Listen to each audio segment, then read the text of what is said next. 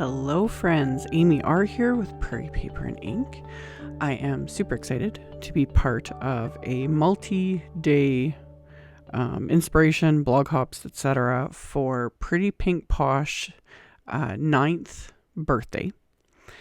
And the release is adorable. I'll have a link to it in the description box below the video. The first thing I zeroed in on was the birthday mug editions wafer die set. So back in the fall, there was the winter mugs wafer die set that was released, which I purchased along with pretty much the whole Christmas release that Pretty Pink Posh had. And then life had other ideas and I never got any videos made, but I had the die set. And then I got the Valentine add-on. And then I got sick and other life events. And I'm just like, why? So I'm using all three. I was so excited when she showed me the release and I was like, there's a birthday edition. Maybe I'll finally get a chance to use them. So I'm using the winter mug itself. I'm using the little whipped cream wafer die from the Valentine mug editions. And then I'm using elements from the birthday mug editions. There's all these little add-ons. I've mentioned this in other videos. I love whether they're stamp sets or die sets or whatever that end up having add-ons to them down the road. So you just get more use out of them, more themes and all the fun things. So I did a whole bunch of die cutting. I die cut a bunch of Simon's smooth white cardstock with all these different wafer dies. And one of the mugs I used, there's a window basically that comes with the birthday mug editions so that you can make it a little shaker. There's a heart-shaped one in the Valentine mug editions. If I have enough time, I'm hoping I can get one made before Valentine's Day. But again, life, man, it's nuts. So anywho, I did all my die cutting. And then to enhance all these die cuts, because I did them all just from smooth white cardstock, I am using inks and my blending brushes and doing some ink blending. And the ink blending is simple. Every piece I'm doing, other than pretty much one exception, I'm using just one color. So I just start at, whether it's the base or the top, honestly, I didn't really worry about it too much. I just apply a heavier amount of ink and then I kind of let it fade towards the other end of the die cut. So this is a fun way to get, one, it gives you some texture and some definition, but it also is an easier way to get a bunch of different color pieces, especially if you don't have a lot of different colors of cardstock. But if you've got inks and some blending tools, you're good to go. So I'm working on my little Simon Says Stamp glass mat. I am being completely redundant and over the top because I'm also working on a very large glass mat, the aqua one that you guys have been seeing in all my videos for however long now. So do I need both? No. However, it is nice having the Simon one. I've shown this in other videos, but because it's raised up, this just kind of keeps me from getting too much of a mess because you guys can see I got so much stuff piled up on my work surface. When I'm doing a ton of ink blending like this, it gets a little nuts. There's a lot of pieces, a lot of ink pads and brushes and all the things. So I use a piece of Post-it tape. That's what was keeping me from getting fingerprints all over the cardstock and whatnot. I also have some painter's tape there that I just stuck down to the glass mat, sticky side up. That just holds some of these smaller pieces because some of them, especially some of the later pieces I use, are very tiny. So this way I can just do my ink blending. The tape holds it in place and we're good to go. The other pieces I just set aside. These ones I found it easier to just do my ink blending and then just assemble them. This little wand for the birthday mug editions, I ink blended and then assembled the pieces. Super, super simple and easy. Everything just fits together. And all the ink colors I will link to with all the other supplies. These are all Simon Says Stamp Positively Saturated inks. And I was very much in a jewel tone mood when I made these. So that's just the color I was going for. Also, I was inspired by the Party Swirls clay confetti that's part of this release. It was bright pink and turquoise and purple. And I was like, yes, that's the color combo with the addition of a couple other colors. So these little birthday candles, these are in the birthday mug editions. I got a ton of these because I wanted to put a couple in each mug. Plus I was like, I should do a card with just these two because they're cute. So the flames are the ones that I did more than one color. I did 2 shades of yellow, just lighter and a darker. And then I took Simon's Mandarin ink, and I'm using one of my Waffle Flower Zero blending brushes. This is a teeny tiny little brush. Like, these are the smallest brushes I think in fact, they are the smallest brushes for ink blending that I've ever come across. Love them. I've shown them in previous videos. I have a little set of 10 of them. And it's just perfect to get into little tiny areas, but also to add like very small amounts of ink. So that's what I did with the flames.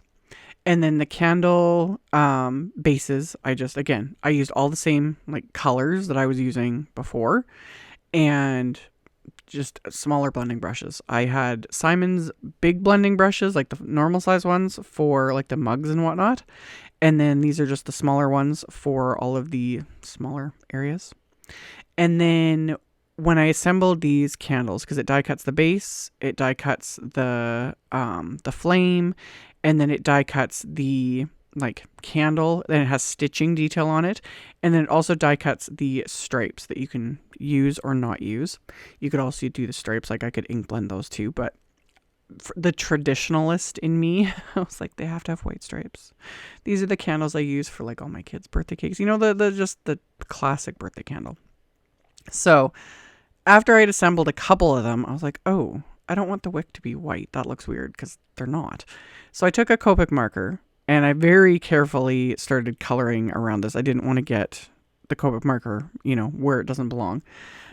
After I did these first two, it's way easier. I then go and color the little wicks on the bases before adding any adhesive. Quick and simple. So only took me a couple to figure that one out. You could also do a little ink blending with one of those tiny waffle flower brushes. That would have worked too, but Copic marker was just fast, convenient, and sitting right in front of me. So quickly colored those and then assembled the rest of these candles. So I've got this little pile of stuff. I don't know what it is about them. They just make me happy. So did all those. This is what I talk about. These tiny little die cuts. There's this cute little like slice of cake wafer die in the birthday mug editions. So I die cut a couple times from that same smooth white cardstock, just from some like leftover scraps. Blended the same inks onto the bases. Used my Copic marker for that little bit of the wick on the base. It die cuts the base, the slices of cake, that are like kind of technically like in between the icing. So what I'm ink blending is what would be the icing. So ink blended that for those little tiny flames. This is where these little tiny brushes come in handy.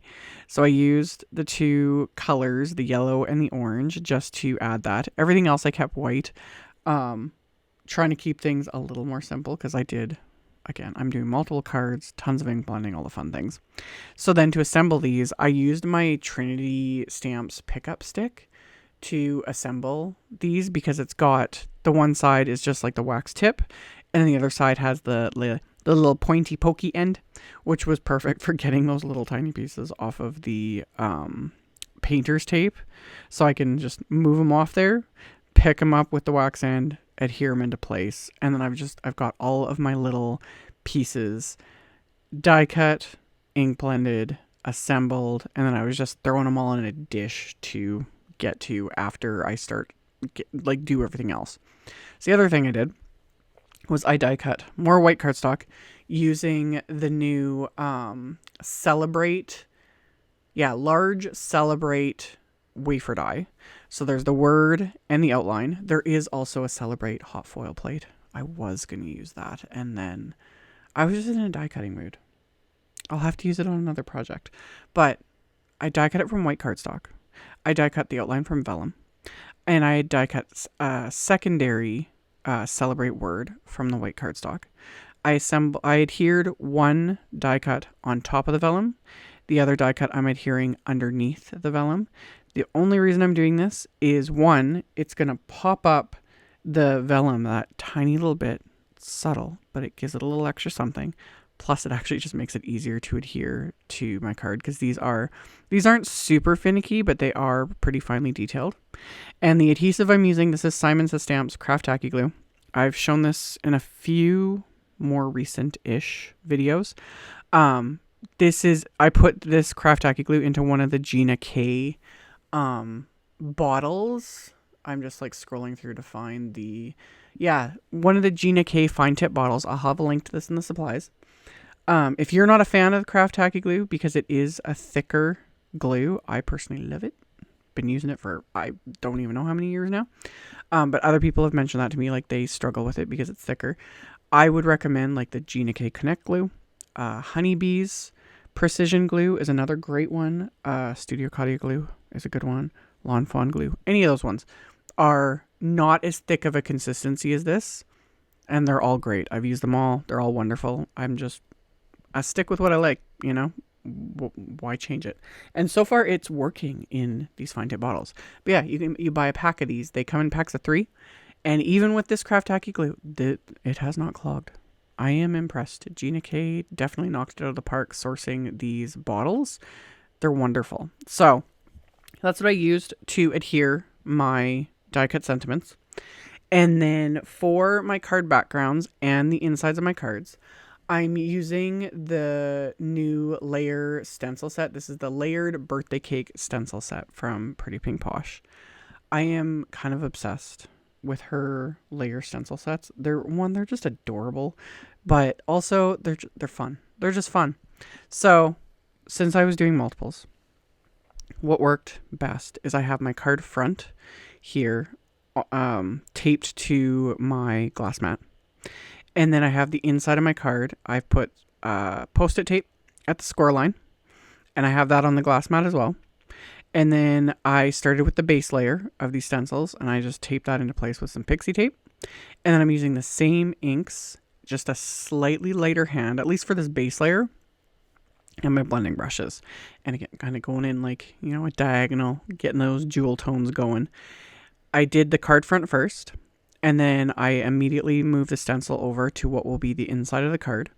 And without re-inking my brushes or anything, I'm basically just pulling the ink that's left on the stencil onto the inside of the card. So I'll just get a lighter version of the same thing. And it makes it easier for me to be able to write to the recipient with a pen. And I'll write over it with a black pen and it'll be good to go. So I did the base. And then the fancy detail layer, same colors of ink. I just go in with a slightly heavier hand, a little bit more ink, just to give it that difference. And these will smooth out as they dry.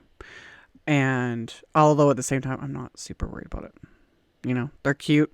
Doesn't have to be perfect. I had messed up on the bases and like accidentally stuck one of my brushes in the wrong color ink, which in the end didn't matter because it was all in the same spot anyway. You know, it happens. But I'm also planning on adding splatter, of course. So blended on the fancy details, and then I did the same thing. Immediately transferred it over to the inside of the card, and then without re-inking the brushes or anything, just pulled whatever ink was left on the stencil and just lightly blended that over. And then like I'll do all this, and then I just rinsed and repeated, aka just repeated. I don't rinse these stencils till I was done with them. If you're doing something like a paste or anything like that can get a little more iffy if you want to do multiples, because I haven't gone that far yet with layered stencils, but man, it looks good. Like to do like a yellow glitter paste for the candle flames, that would look really cute. Or a glitter paste for like the fancy details of the cakes.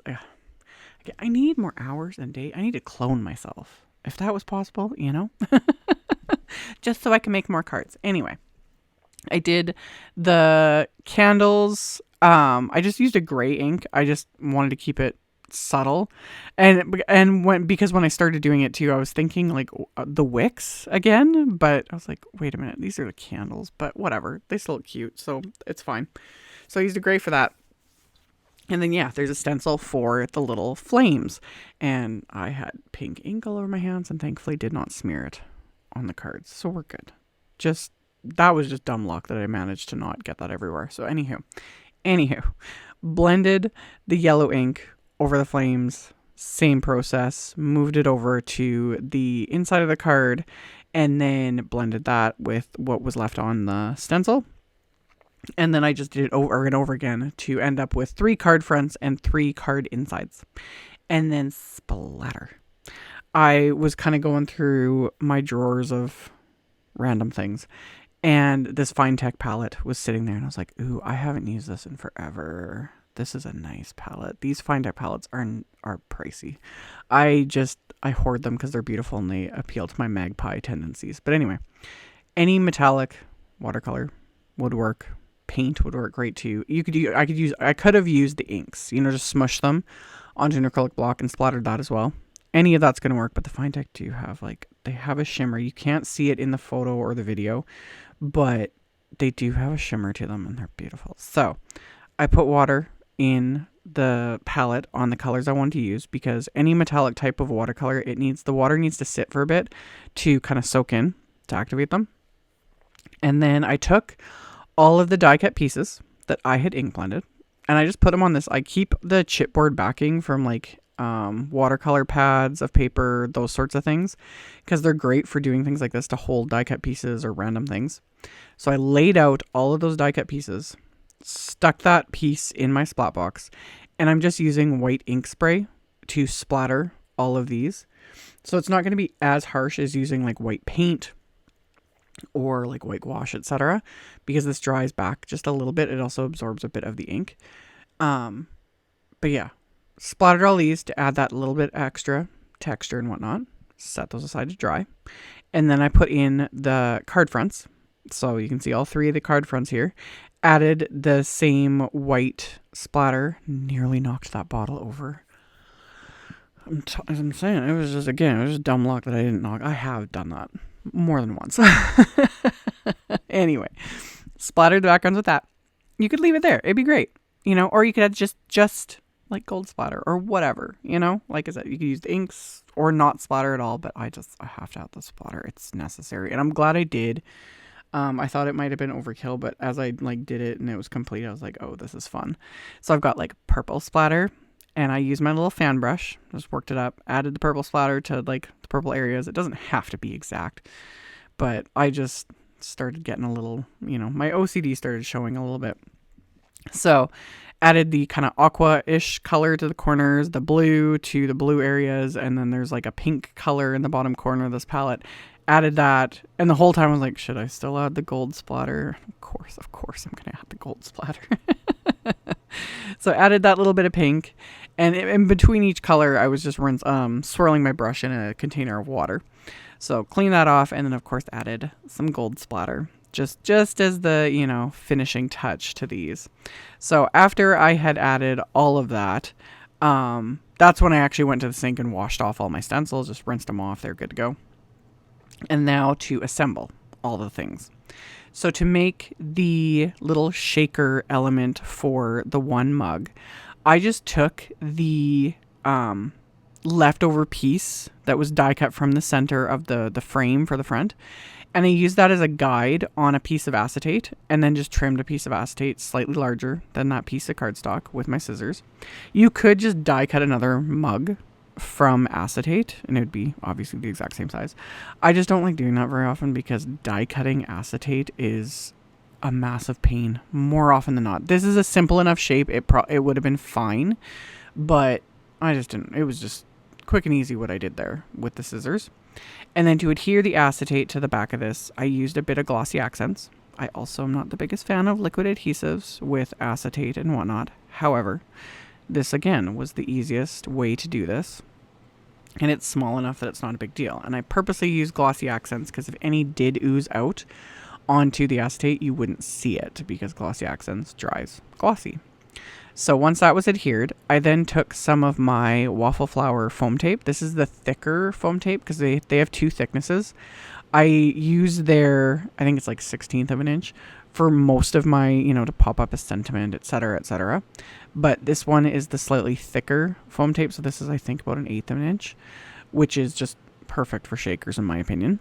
So I took one of the foam strips, remove the backing, that makes it more flexible, and then I just went around the perimeter with that.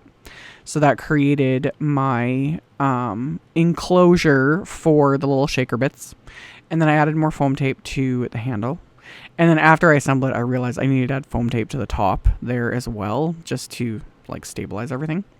But that I've got that. Now all I have to do is add my shaker bits. You could do this one of two ways. You could either just fill the like well that I've created there, but I decided to just lay it out on what will be the back of this mug, just because it's a little easier to adhere the other piece on top of it and line everything up. So I used the little shaker bits from that Party Swirls confetti. And then I pulled out just some of the yellow little pieces from the birthday mix confetti. Just because. Again, I was being extra. So got those in place and then adhered the top to it. And I've got this little shaker mug. And it's just adorable. Like, seriously. So anyhow, once that was made, now it's time to start assembling all of the things. So I've got, and here's where I add that little bit of foam tape. Needed that.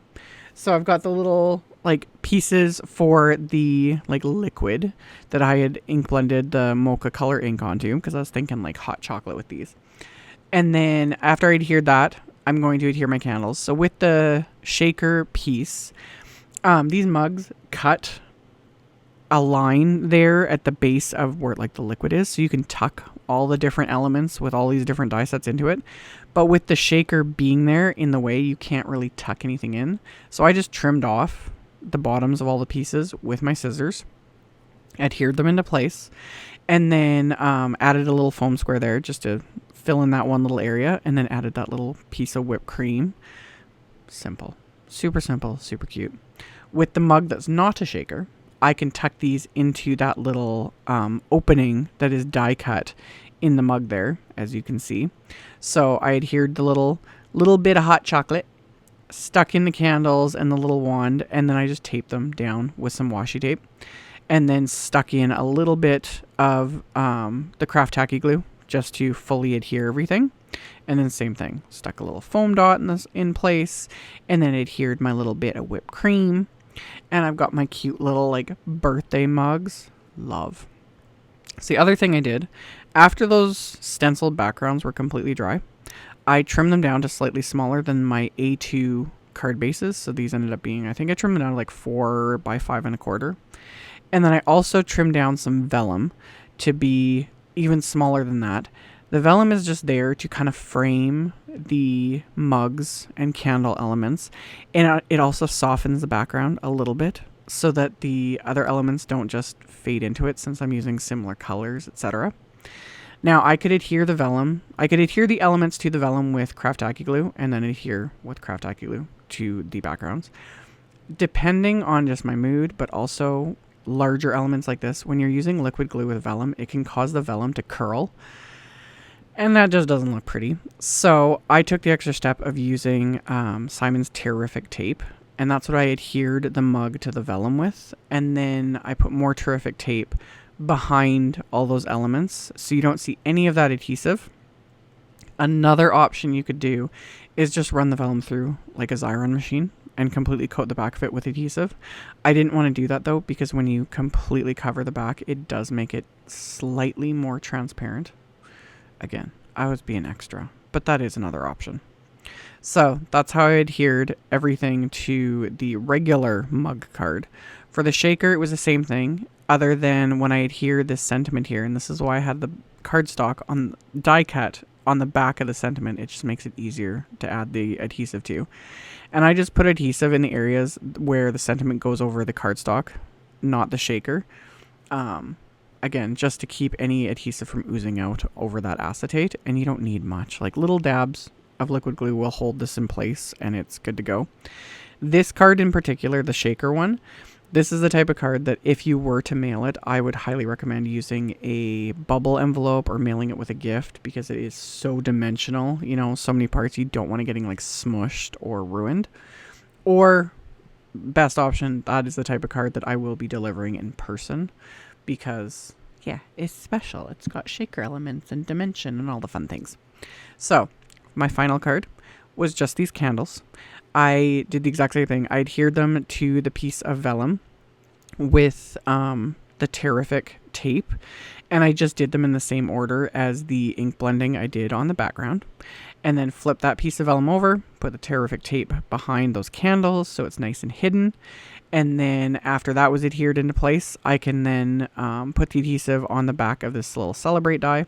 Meant to say that too. You could also run the white cardstock through a Xyron, then die cut it, and then just stick it onto the vellum. Save yourself, fiddling with liquid adhesive. I just don't have a problem using the liquid adhesive, but that is another option. So I thought I'd mention that. So after this was adhered, I adhered all the card fronts to their card bases and decided not to stamp any sentiments, even though there is a really cute sentiment set in this release that would work perfectly. But I decided to forego sentiments on the inside because it's all stencil with cute little cakes and gives me more space to write. So, like I mentioned, this is part of multi-day hops. I will have links in my blog post to everyone else participating today because there's tons of inspiration and fun things. And then, of course, I will have links to the new release. I'll have links to all the supplies I used here, so you can check all that out in the description box below the video. And then I will, of course, have a link to my blog post that will have all the info, so you can check that out. That'll be the first link below the video as well.